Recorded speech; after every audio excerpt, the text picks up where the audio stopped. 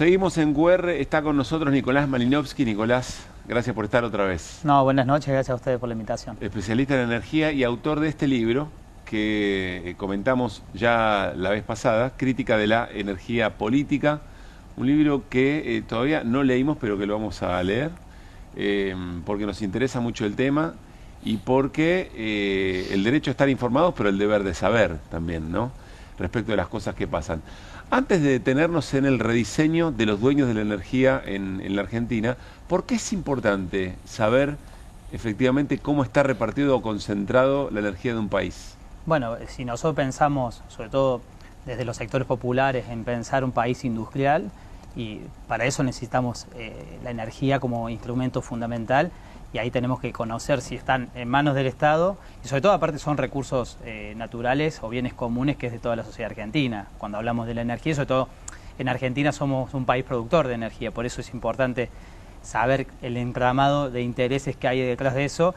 Y bueno, recién ustedes estaban hablando de los juicios de la causa Cuaderno y demás, y eso tiene mucho que ver, todo ese juicio, con todos los intereses energéticos. Si vemos todo lo que hizo Julio De Vido, todo lo que hizo Cristina y demás, dos personajes de la política argentina muy importantes, digamos líderes políticos que hoy están encarcelados, claramente se han metido con ese poder que hoy muchas veces se desdibuja en la Argentina y solo se habla de subsidios, de tarifa, pero no se habla de quiénes son los beneficiados en ese entramado del sector energético en la Argentina, que es muy poderoso y tiene un poder de lobby muy fuerte, ¿no? A ver, Nicolás, si la energía es vista meramente como un negocio y quien la controla busca maximizar ganancias, ¿qué significa eso? Para decir, quien controla el negocio de la energía, ¿controla qué en un país? Bueno, controla justamente el acceso a ese bien o servicio.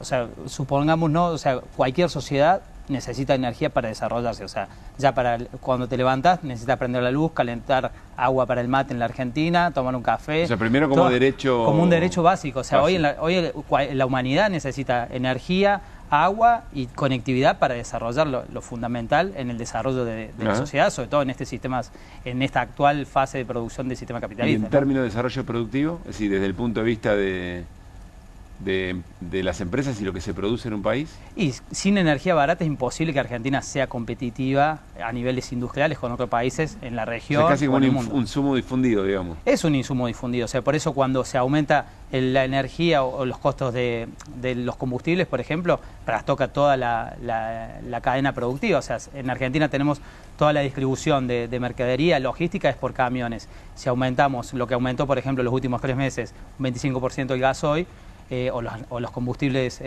naftas y gasoil, eso se traslada a precios y trastoca toda la economía, y eso perjudica, digamos, la dinámica de un país, y por eso es importante, sobre todo en la Argentina, pensar, nosotros imaginemos que tenemos la segunda reserva de gas no convencional del mundo y la cuarta en petróleo, con lo cual no es solo importante para la economía interna, sino para ver cuál es el rol que nos da el mundo, sobre todo en una disputa global sobre la energía. O sea, estamos viendo ya más de 3 meses, casi 3 meses de conflicto en Medio Oriente por la cuestión de la guerra y el petróleo y demás. O sea, el petróleo se ha transformado en un arma para la guerra. Imaginémonos la importancia que tiene el peso específico ya de Argentina y la región, claro. No solo la Argentina. O sea, hablábamos recién de Brasil en el corte. Brasil es el 7º productor de petróleo en el mundo, con lo cual las elecciones que se vengan en Brasil van a ser muy importantes porque se disputa el petróleo de Brasil, el petróleo de Argentina, las tierras raras, o sea, todo lo que requiere hoy el nuevo o la reconfiguración global que se está dando con este nuevo sistema social de producción. Podemos pensar con la digitalización, con la nueva infraestructura digital, transición energética, todos esos recursos son fundamentales. Y el capital o los grandes intereses están en búsqueda de eso, ¿no? Estábamos hablando efectivamente en la tanda sobre las elecciones en Brasil. ¿Ustedes creían que hablamos de Copa Libertadores en el corte? No, hablamos de Brasil, no, está un poquito también. A ver, arranquemos. El rediseño de los dueños de la energía en la Argentina. ¿Por dónde querés empezar? Bueno, si analizamos, por ejemplo, lo que se ha visto en términos de privatizaciones en la Argentina que vienen en estos últimos días, vemos cómo el sector eléctrico, por ejemplo, de generación de energía eléctrica, de transporte de energía eléctrica, se empieza a concentrar, una suerte de lo que vimos en la década de los 90, ¿no? Se empieza una concentración y centralización, digamos, de estas empresas que básicamente lo que estamos haciendo es transferir las acciones del Estado, que fueron ya repagadas por toda la sociedad argentina, a la administración eficiente, entre comillas podríamos decir, de grupos empresarios que después impiden otras cuestiones cuando se hacen cargo de esas empresas. Tenemos placas para compartir con ustedes para verlo en términos bien gráficos. Arrancamos entonces por energía. Esto es petróleo. Vamos por energía, si la tenemos identificada, Nico querido. A ver si es una de energía eléctrica, a ver si es. Energía eléctrica, ¿lo tenemos? Son las empresas. O arrancamos por acá, si querés arrancamos por petróleo, dale. Bueno, vamos en el orden que nos van mandando las placas. Y vamos en orden primario a después de la producción. Bueno, acá es importante ver también cómo está concentrada la producción de petróleo en el país. Esto es toda la producción en el país. Los primeros 8 jugadores son, el principal es YPF, lo sigue PAE, Vista Oil Company, Plus Petrol, Shell, Telpetrol, Chevron y Corporación América con CGC. Y ahí, o sea, eso es importante saberlo porque si el Estado argentino tiene que diseñar una política energética, esos son los actores con los cuales se va a tener que sentar. Sí. Y ahí vemos también la importancia de YPF, ¿no? que es un activo que el gobierno nacional ha querido privatizar y está en un proceso de desmantelamiento o privatización encubierta, porque no, hay que recordar que en la ley de bases estaba la YPF para ser sujeta a privatización. Y luego... Lo dijo Milei muchas veces, si fuera por él... Por él la vende. Se pone mameluco para decir una cuestión de propaganda o de camiseta argentina, pero después solo le da de comer los perros con el mameluco. Hoy por hoy, volvamos a la placa, me parece interesantísimo verlo así. Sí. Este insumo es muy importante para la discusión política en la Argentina. ¿Qué significa que YPF, que tiene mayoría de acción estatal, tenga el 46% de la producción de petróleo? Bueno, ahí podríamos controlar y tener como un resorte para diseñar la política de mercado interno en la Argentina. O sea, por eso, digamos, la decisión estratégica en el 2012 de recuperar YPF y poder tener este tipo de participación y de control por parte del Estado es súper importante en una decisión estratégica.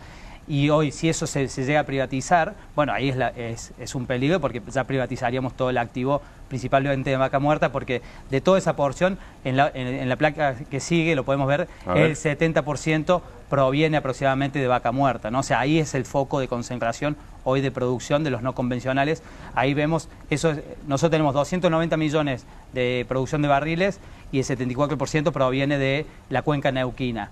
Y ahí vemos que YPF inclusive es más importante porque el control que se ha hecho, o sea, lo que ha hecho el plan 4x4 de Horacio Marín es abandonar las áreas de campos maduros o petróleo convencional por una cuestión de, ahí sí yo creo que es una entrega de activos importantes al sector privado y sobre todo amigos del poder, y particularmente YPF se concentró en Vaca Muerta. Y ahí vemos la gran participación de YPF. Cuando hablamos de cuenca neuquina es Vaca Muerta. Sí, particularmente sí. Y ahí vemos ya, por ejemplo, en este gráfico empieza a aparecer Pampa Energía, uno de los actores que está en toda la cadena de producción, está en producción de petróleo, producción de gas, transporte de energía eléctrica, generación de energía eléctrica, con lo cual ahí se empieza a caer el relato también del libre mercado, de que, bueno, abrimos el juego, sacamos el monopolio estatal para que entren los diferentes empresarios. Y vemos que también los propios empresarios empiezan a concentrar en la distinta... ¿Pampa Energía quién es?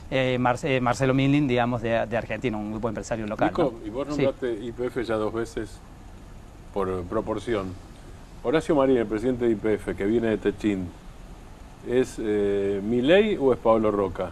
Bueno, es Pablo Roca claramente, y ahí hay una discusión también.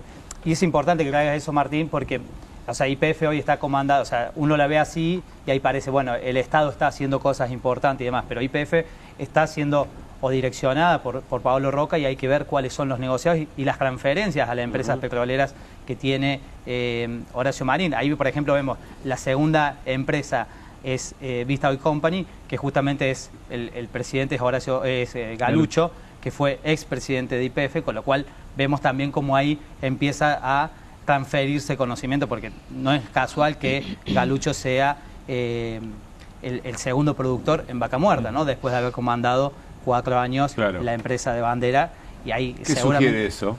Y que hay transferencia y a mi criterio, no, si uno analiza, yo tengo una opinión formada, pero solamente si uno analiza Vista Oil Company, sacando a Galucho que estuvo en YPF, el resto de las primeras líneas de la compañía son ex YPFanos, ¿no? Entonces, con lo cual hay una transferencia de conocimiento por parte de la sociedad argentina a esas compañías también. Y ahí son las preguntas, por eso la importancia de saber qué jugadores están detrás de esto, ¿no? Claro, claro.